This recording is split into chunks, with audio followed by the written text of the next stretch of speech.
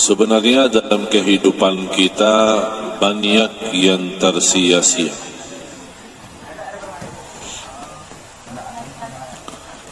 Kalau kita tuliskan apa yang telah kita lakukan selama ini, pasti kita merasa banyak kekurangan, apalagi terhadap agama.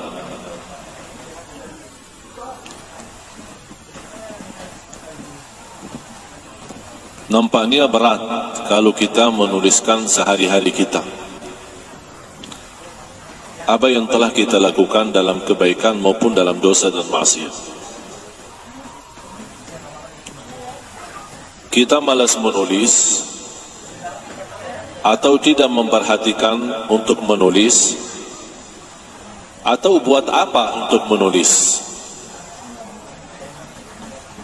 Tapi ada malaikat yang tidak pernah lupa menuliskan segala apa yang kita buat, baik maupun buruk, taat maupun maksiat, semua tertulis.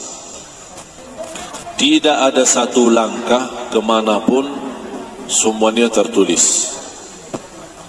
Langkah-langkah menuju ke tempat ibadah, tertulis langkah-langkah itu ibadah. Langkah-langkah ke tempat maksiat, bukan hanya maksiatnya yang tertulis, tapi langkah-langkah itu dianggap sebagai langkah maksiat. Salah satu karunia Allah Subhanahu wa ta'ala, karena kita sebagai manusia tidak terlepas dari dosa maksiat, Allah mengampuni dosa-dosa kita di antara salat-salat kita.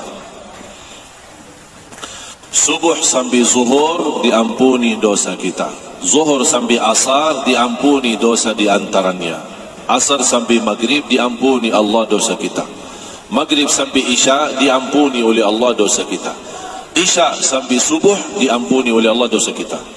Jangankan di antara salat diampuni dosa dan kesalahan kita, Jumat sampai hari Jumat yang akan datang diampuni di antaranya dosa-dosa kita. Dan selalu saya berkata, berapapun dosa kita, sebanyak apapun dosa kita, jangan sekali-kali tinggalkan salat. Bu, sehat ya? Jangan sekali-kali tinggalkan salat. Mengapa? Karena salat itu termasuk ibadah yang menjaminkan kita selalu mendapatkan ampunan. Wassalatu ila as-salah wal jumu'atu ila al-jumu'ah mukaffiratun lima bainahun.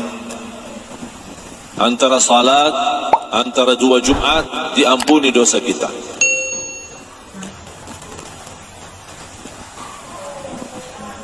Bayangkan Bapak Ibu, kalau kita tidak diampuni, harus minta ampun. Betapa banyak dosa yang kita lupakan, berapa banyak dosa yang kita abaikan. Bahkan ada perbuatan yang kita lakukan, belum kita merasa itu dosa, padahal di sisi Allah itu dosa. Dosa kecil, dosa besar, apalagi dosa kecil. Sehari-hari kita tidak terlepas dari dosa kecil.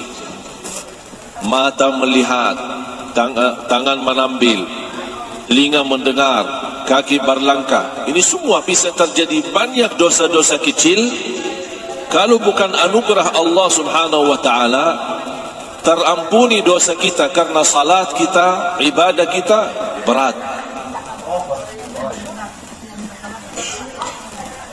Makanya apapun yang terjadi, jangan tinggalkan salat. Perilaku kita masih sangat parah, dosa kita terlalu banyak, tetap jangan tinggalkan salat.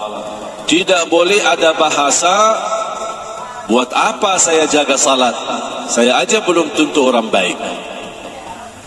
Buat apa saya perhatikan salat, perilaku saya aja yang tidak enak. Sekali lagi, dosa kita walaupun sudah melalui batas, tetap jangan tinggalkan salat. Karena salat itu termasuk kesempatan untuk diampuni dosa kita. Artinya, dosa-dosa yang sehari-hari kita lakukan, kita lupa memohon ampun, lupa taubat, atau kita tidak sadar yang kita lakukan itu dosa, otomatis karena kita menjaga salat, otomatis Allah ampuni dosa tersebut. Walaupun kita tidak menganggap yang kita lakukan dosa, tapi di sisi Allah sudah tertulis dosa. Bagaimana kita kalau tidak diampuni karena salat kita? Bisa bahaya.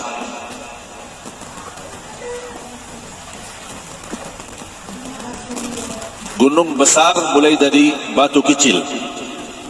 Batu kecil dengan batu kecil dengan batu kecil dikumpulkan kecil terus jadi gunung besar. Ini dosa kecil. Dosa kecil itu bisa menjadi lebih bahaya daripada dosa besar. Mengapa? Kalau kita lakukan dosa besar, kita tahu dosa itu dosa besar. Tapi saat kita berlaku dosa kecil, kita lupa itu dosa. Bahkan dianggap tidak apa-apa. Disitulah bahayanya dosa kecil. Makanya ada satu kaidah, la saghirata ma'al israr wa la kabirata ma'al istighfar. Tidak ada dosa kecil kalau sering dilakukan. Kalau sering dilakukan dosa kecil jadi besar di hukum Islam. Ada orang suka berlaku dosa alasannya karena kecil. Ini kan dosa kecil. Makanya ulama berkata la saghirata ma'al israr.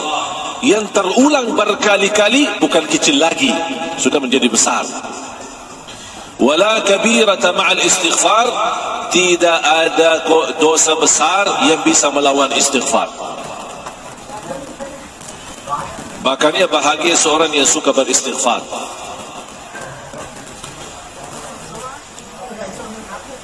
Saya mau bertanya kepada jemaah, sehari-hari istighfar rutin berapa? Yo, berapa banyak sehari istighfar? Cuma pas ketika ditembak musibah, astagfirullahaladzim, itu aja. Pernah enggak rutin istighfar? Maksudnya apa rutin? Sebagaimana kita ambil air wudu ketika waktu salat dan berdiri di tempat musalla, tempat salat dan salat. Itu kan namanya rutin. Pernah enggak ada istighfar yang rutin? Saya duduk di satu tempat, di masjid, di musalla, di rumah, di kamar sendiri, diamkan diri sendiri, duduk sendiri, hanya isi di waktu itu istighfar. Berapa kali bebas? Kalau Rasulullah SAW setiap hari 100 kali istighfar. Dan itu rutin. Ya Allah, bayangkan Nabi Muhammad, Nabi yang suci, Nabi yang mulia, ma'asum, tidak berdosa, tapi dia beristighfar 100 kali. Kita yang setiap hari berdosa, setiap hari sadar tidak sadar menyakiti perasaan orang lain, sadar tidak sadar menzalimi orang lain, menyakiti hati orang tua, menzalimi anak kita. Berapa banyak dosa yang kita lakukan, yang kita sadari maupun tidak sadari, sedangkan tidak pernah istighfar. Rasul aja yang tidak ada dosanya istighfar 100 kali. Seharusnya kita kalau bisa 1000. Karena kita manusia tidak terlepas dari dosa. Jangan malu berdosa, tapi malulah kalau tidak mau beristighfar. Mengapa jangan malu kalau kita berdosa? Karena kita manusia tidak akan bisa terlepas dari dosa. Makanya jangan malu kalau kita berbuat salah. Tapi malu kalau sudah tahu dan kita sadar ini salah, ini dosa, tapi belum mau beristighfar. Ini yang harus buat kita malu. Apa bukti kita tidak bisa terlepas dari dosa dan maksiat? Tahu nggak buktinya apa? Ayo, apa bukti kita tidak bisa terlepas dari dosa dan maksiat? Buktinya apa? Tidak ada siapapun yang tidak berdosa. Mau dia ustaz, mau dia kiai, mau dia habib, mau dia ulama, mau dia orang biasa, semuanya berdosa. Bahkan tidak boleh ada yang terlepas daripada dosa. Kata siapa? Bukan kata saya. Kata Rasulullah SAW. Kullu ibnu Adam khata'. Semua keturunan Adam bersalah. Berarti kita tidak terlepas daripada kesalahan.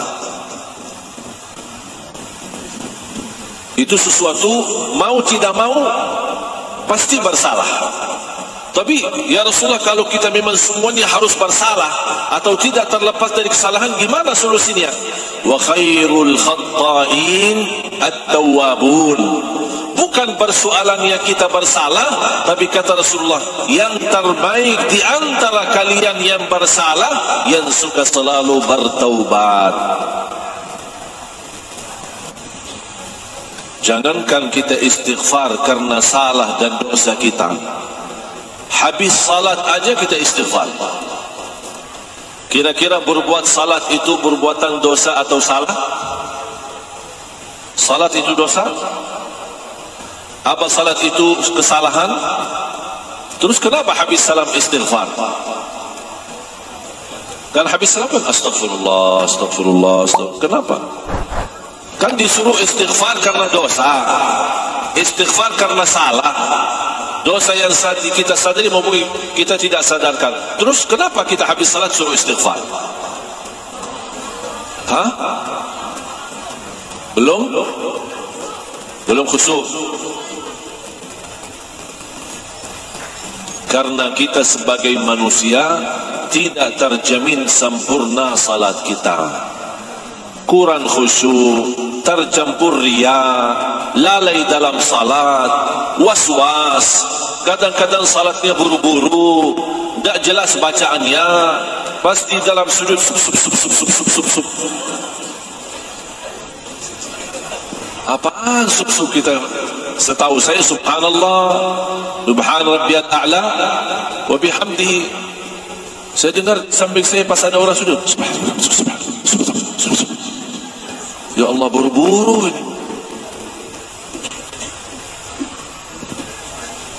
Atau bacaan ayat-ayat itu kan terlalu cepat. Bismillahirrahmanirrahim. Apalagi kalau sir.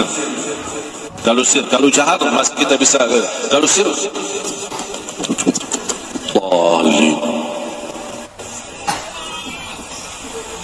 ya ini salat kita. Berapa banyak kita mujahadah diri untuk menyempurnakan salat? Pernah enggak Bapak Ibu bertanya diri, apakah salat saya sudah benar belum? Pernah duduk bersama diri sendiri muhasabah dan bertanya diri, apakah salat saya sudah fantas diterima Allah atau belum? Atau hanya kita menjalani salat karena perintah, sebuah tugas, mau lepaskan diri dari tugas itu. Makanya saya sering mengingatkan jamaah, ada dua orang salat di saf pertama, satu diterima Allah, satu tidak. Padahal sama-sama salat di saf pertama, sama rukuk, sama sujud, sama baca, tapi satu diterima, satu tidak. Kenapa? Karena satu ketika dia salat menghadapi Allah dengan hatinya, yang satu lagi menghadapi Allah cuman fisik gerakannya.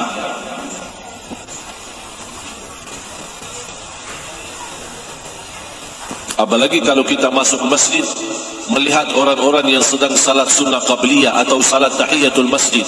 Cuba lihat, pandangin orang, berapa lama salatnya?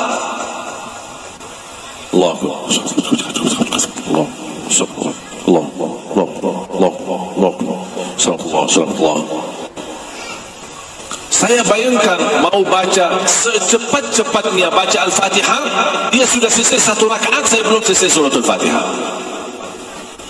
Habis selesai selamat Rasul, ya Allah mohon diterima. Apaan yang diterima? Apaan yang diterima? Yang mana maksudnya yang diterima? Ibadahnya atau fisiknya? Gerakannya cuma gerakan saja. Dan disitulah Bapak Ibu mulai banyak masalah di dalam kehidupan kita, karena salat kita belum beres.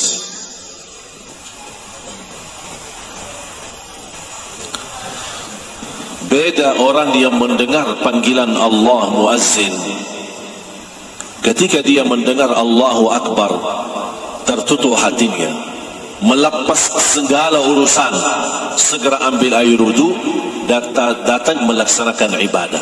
Karena dia merasa panggilan muazzin ini bukan kumandan azan, tapi ini panggilan Allah memanggil saya untuk datang menghadapinya.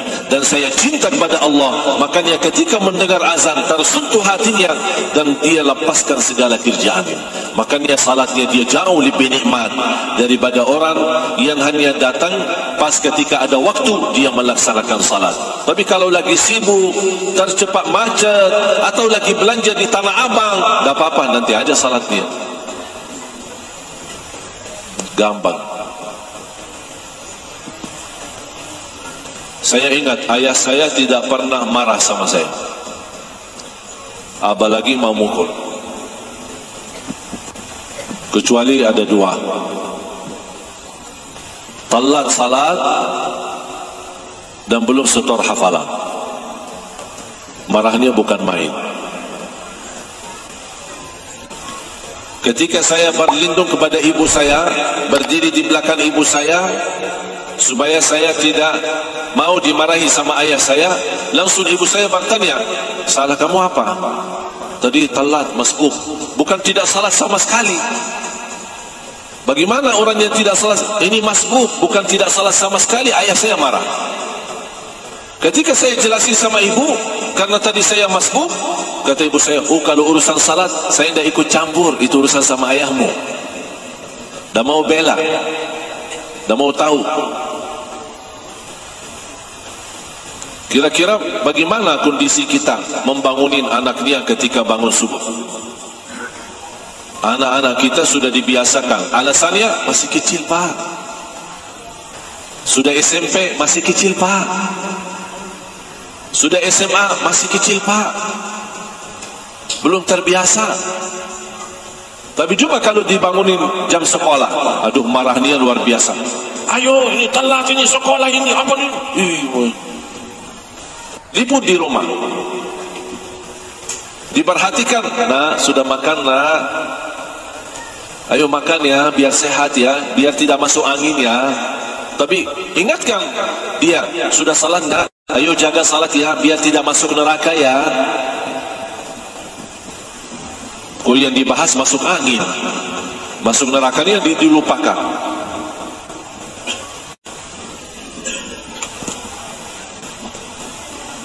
Silahkan Bapak Ibu, saya harap semuanya menuliskan ketika tertimpa musibah atau ujian, kenapa saya diuji? Ada apa?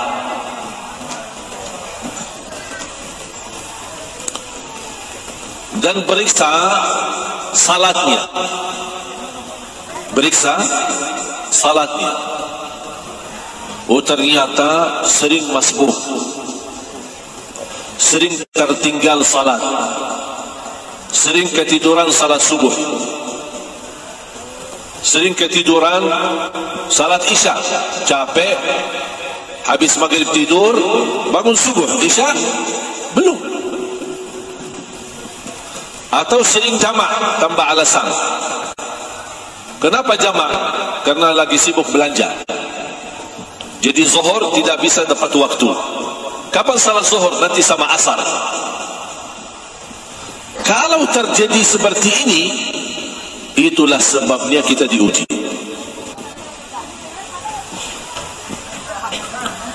Tidak ada orang yang cinta masjid, cinta salat, apalagi mengutamakan awal waktu, bahkan tidak pernah masbuk, bahkan tidak pernah tertinggal takbirah ihram sama imam.